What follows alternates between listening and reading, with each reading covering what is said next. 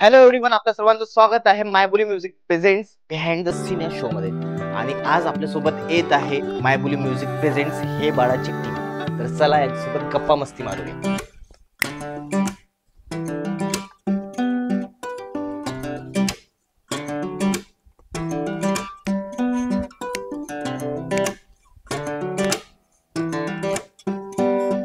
आता तुमचं गाणं अख्ख्या महाराष्ट्रामध्ये मायबोलीने प्रेझेंट केलं, तर तुमचं काय मत आहे? तुम्हाला कसं वाटत आहे की तुमचं गाणं आज मायबोली सारख्या एवढ्या मोठ्या प्लॅटफॉर्म वरून रिलीज झालेलं आहे? खरं तर मायबोली म्युझिकचे आभार मानू इच्छितो आम्ही, कारण की आम्हाला चान्स दिला, कारण की बिग प्लॅटफॉर्म दिला. आणि या प्रोजेक्टमध्ये आम्हाला आनंद असा होऊ राहिला की एक अनएक्सपेक्टेड गोष्ट मिळतं आणि ऑल ओव्हर महाराष्ट्रामध्ये टीव्ही चॅनल्सवर वगैरे त्यात लाईव्ह आणि लाईव्ह सेशन खूप आनंद एक वेगळाच आम्हाला होऊ राहिला. खूप म्हणजे खूप जास्त भारी वाटतंय. कारण की या प्लॅटफॉर्मवरती येण्याचं खूप जणांचं स्वप्न असतं. तसं माझंही होतं आणि मी आता या प्लॅटफॉर्मवरती आली आहे. हा तर खूप म्हणजे खूप आनंदाची गोष्ट आहे आणि अविस्मरणीय क्षण आहेत. वासुकी तुझं? मराठी म्युझिक म्हटलं तर मायबोली म्युझिकच आपण गृहीत पकडू शकतो, जी सध्या व्यवस्थित करत आहे. आणि त्या हिशोबानं जो आपल्याला मला तुमच्या मयुरेश सरांथ्रू जो चान्स मिळाला त्याच्यासाठी खूप आभार आहेत. ओके. सायली, जेव्हा तुला कळलं की तुला सांगलीवरनं अमरावतीला शूटसाठी यायचं आहे, तर तुला असं वाटलं नाही का, अरे यार मी अमरावती जात आहे, विदर्भामध्ये जात आहे, पहिला प्रोजेक्ट तिकडे करत आहे, तर काही होईल का, स्कॅम तर नाही हा, अशी काही भीती होती का तुझ्या मनात तेव्हा? खरं सांगू का, मी या साईडला म्हणजे विदर्भ साईडला कधीच आलेली नाहीये. म्हणजे ना फिरायला आली ना कधी इकडे यायचा कधी विषयच आला नाही. पण जेव्हा मला मयुरेशचा फोन आला की सायली एक गाणं आहे आणि तुला करायचंय, तू येणार का? पण तशी माझी आणि मयुरेशची ओळख खूप आधीपासून आहे. 2 वर्ष आधी आमचं एकदा बोलणं झालेलं. त्याच्यावरतून नंतर 2 वर्षानंतर अचानकच त्याचा फोन आला की तुला करायचंय. मग माझ्या डोक्यात असं आलं की अरे काही स्कॅम होईल का? मग मी माझ्या भावाला विचारलं की मी करू का? मग तो म्हणला की "अगं, अगं, हां, हां, 100% सेफ आहे, तू जा." तो जो प्रवास होता ना, म्हणजे सांगलीमधून इथं यायचा, अमरावतीमध्ये इथे इथे येऊपर्यंतचा जो प्रवास होता, माझ्या मनात तेच धुक-धुक होतं की आता तिथे जाऊन काय होणार आहे? मग तिथली भाषा मला कळेल का? जी अजूनही मला कळत नाही फार वेळा, बरोबर. इथली भाषा. तर असं होतं. पण एक आनंद पण होता की काहीतरी मी नवीन करतीये आता एका नवीन शहरामध्ये. सूरज, आता तुला एक खरी गोष्ट विचारायची आहे की तुझं हे पहिलं सॉन्ग, बरोबर. आणि या पहिल्या सॉन्ग मध्ये खरं खरं सांग, तू किती रिटेक घेतले आणि तू किती शिव्या खाल्ल्यात? बघा आता, शिवी तर म्हटलं, डिरेक्टर म्हटलं तर ऑनसेट खावंच लागतं, कारण की जसं आपण शिक्षणाच्या वेळेस शिक्षकांचे शिव्या खातो की छडी लागे चमचम विद्या आहे गमगम, तसं हे पण एक आपलं शिक्षणाचं आहे आणि ऑनसेट डिरेक्टरचे शिव्या खावाच लागतात. मी भरपूर वेळा खाल्ले, पण तेव्हाच कुठं रिटेक माझे व्यवस्थित झाले. सायली, जेव्हा तुला पहिल्यांदा सॉन्ग पाठवलं, आणि म्हणजे ऑडिओ सॉन्ग पाठवलं आणि तू ते ऐकलं, ते ऐकल्यानंतर तुझ्या काय प्रतिक्रिया होत्या? तुला त्या ऑडिओ बद्दल काय वाटलं, आणि गाणं करावं की नाही करावं, काय डोक्यात तुझा प्रश्न काय होते, आणि एकंदरीत तुला काय वाटलं जेव्हा तू ते गाणं ऐकलं? मला जेव्हा मी त्याचा स्क्रॅच आला होता माझ्याकडे, पूर्ण जे बनलेलं गाणं असतं ते नव्हतं आलं. स्क्रॅच ऐकल्यावरती थोडंसं वाटलं की करू की नको, करू की नको. बट जेव्हा मयूरनी मला एकदम परफेक्ट वाला सॉन्ग पाठवला ना, की हे असंच असणार आहे, तेव्हा मला ते सॉन्ग आवडलं.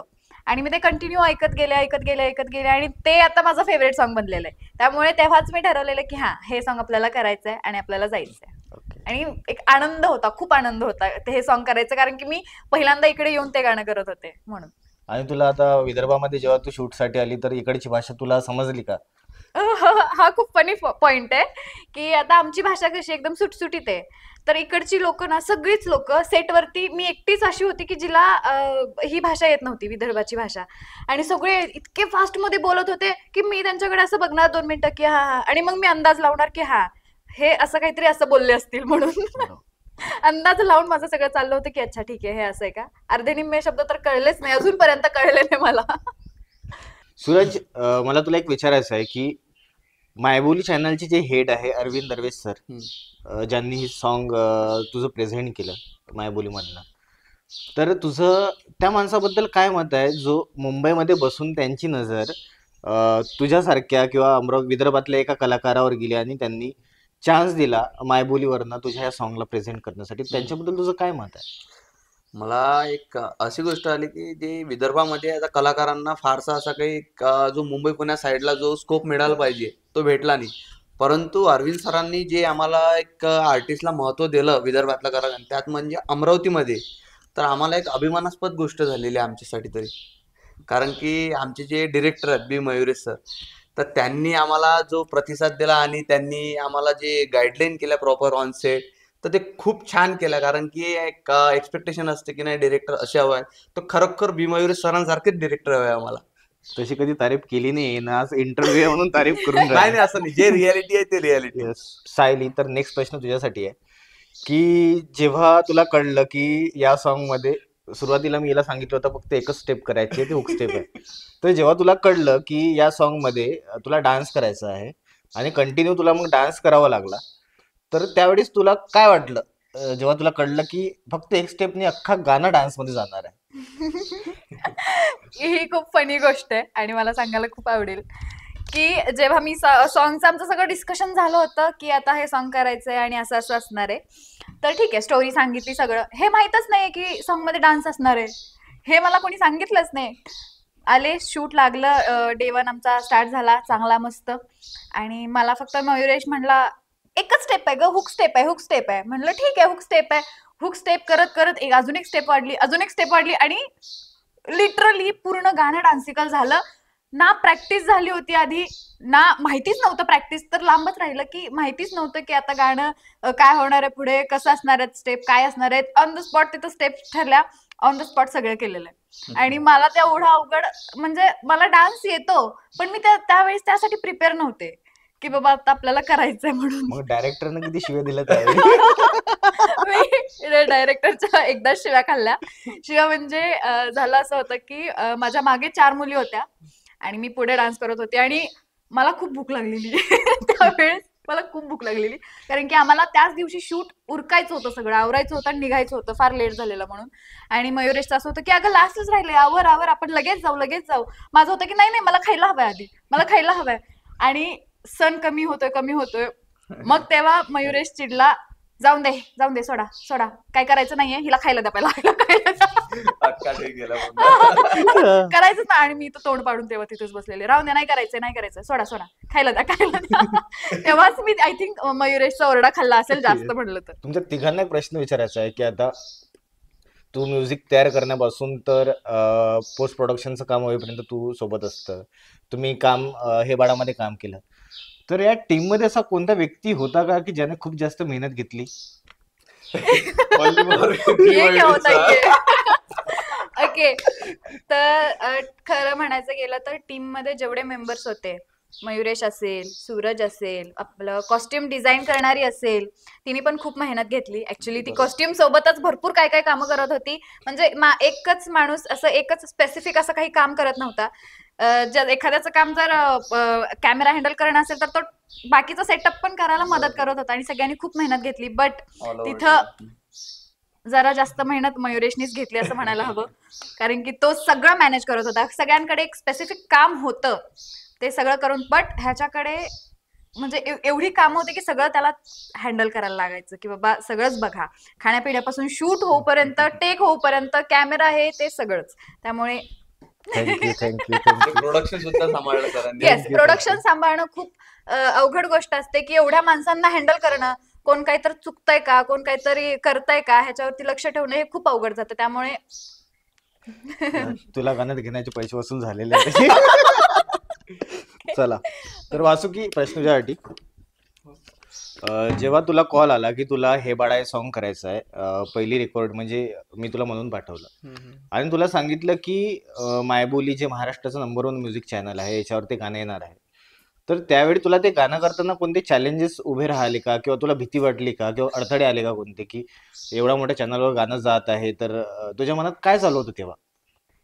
तसं म्हटलं तर चॅलेंज तर होतंच, कारण एवढं मोठं म्युझिक चॅनल म्हटलं आणि मराठी म्युझिक सध्या जे ट्रेंडमध्ये आहे त्या हिशोबाने त्याला सूट झालं पाहिजे असं बनवणे म्हणजे मला टाईम लागत होता. एक तर पूर्ण समजून घेणे प्रोडक्शनमध्ये सर्व, तर त्या हिशोबाने चॅलेंजिंग तर फारच होतं. पण त्यांचा सपोर्ट असल्यामुळे डायरेक्टर आमचे, आणि ते पण म्युझिकली त्यामध्ये तेवढे इन्व्हॉल्व होते. त्यामुळे मला एवढं चॅलेंजिंग नाही वाटलं, जसं व्हायला पाहिजे होतं. आणि आमचे एक्सपेक्टेशन एक चांगल्या लेव्हलवर जात आहे, हे आम्ही करून बघितलं. तर आता बाकी अमरावतीतले काही म्युझिक माझे मित्रच आहे म्युझिक डायरेक्टर. जसं मी त्यांना खूप जास्त त्रास देतो असं ते म्हणतात, की मयुरेश तू गाणं करतो तेव्हा तू फिल्मसारखं काम करून घेतो माझ्याकडनं. तर तुला असं वाटते का, की मी खूप जास्त त्रास देतो म्हणून काम करताना? इनिशियली झाला. इनिशियली कारण नेक्स्ट एक सॉन्ग सोबत करत आहे आपण. हो, त्यामुळे मला थोडं सांभाळून बोलावं लागेल. इनिशियली तसं म्हटलं तर तो त्रास असतो ना, त्या त्रासमध्येच आपण खूप ग्रोथ करून घेतो. हं. कारण एक डेडलाईन जी असते ना, ते माणसाला खूप शिकवून देते. बरोबर, विदाऊट डेडलाईन आपण काही करू शकत नाही. बरोबर. कारण मग एक तर कोणताही आर्टिस्ट म्हटलं, त्यामध्ये तर आळसपणा असतोच. त्याला एक मागून जे लगाम असते ना, ते सरांमुळे आली आणि त्यांनी ते लगाम माझी पकडून ठेवली. त्यामुळे आणखी म्युझिकमध्ये ते खूप म्युझिकली चांगली ग्रोथ झाली माझी पण, आणि त्या गाण्याला खूप एक जजमेंटल भेटलं त्यामुळे. मी या सॉन्गचा डिरेक्टर, लिरिक्स रायटर आणि एडिटर. आता आम्ही या गाण्याला जवळपास 1 महिन्यापर्यंत प्रोसेस केलं, शूट केलं, एडिट केलं, सगळ्या गोष्टी झाल्या. आणि जेव्हा हे गाणं आम्ही मायबोलीला साठी करतो हे जेव्हा आमचं ठरलं, तेव्हा एक वेगळा आनंद होता. कारण विदर्भातून आम्ही काम करतो, खूप वर्षापासून मेहनत येत आलो आहे. खूप वर्षापासून मेहनत घेत आलो आहे आणि जेव्हा कळतं की आता मायबोली हे गाणं रिलीज करणार, तेव्हा एक वेगळा आनंदाचा क्षण होता. खूप चांगलं वाटलं की आपण एवढा मोठा प्लॅटफॉर्मवरून येणार आहे. आणि अरविंद दरवेश सर जे चॅनल हेड आहे, यांनी मला पहिल्यापासून खूप सपोर्ट केला आणि खरंच मनापासून थँक्यू सर, की तुमची नजर आमच्यासारख्या विदर्भातल्या कलाकारांवर जाते. तुम्ही आमच्यासारख्या लोकांना पुढे आणण्यासाठी मेहनत घेत आहे. खरंच मनापासून थँक्यू सर. जर तुम्ही नसते तर आम्ही आज इथपर्यंत पोहोचू शकलो नसतो आणि मायबोलीसारख्या ह्या टीव्ही चॅनलवर आमचं आज गाणं सुद्धा आलं नसतं. खरंच मनापासून थँक्यू सर आणि थँक्यू सो मच मायबोली अँड मायबोली टीम. थँक्यू.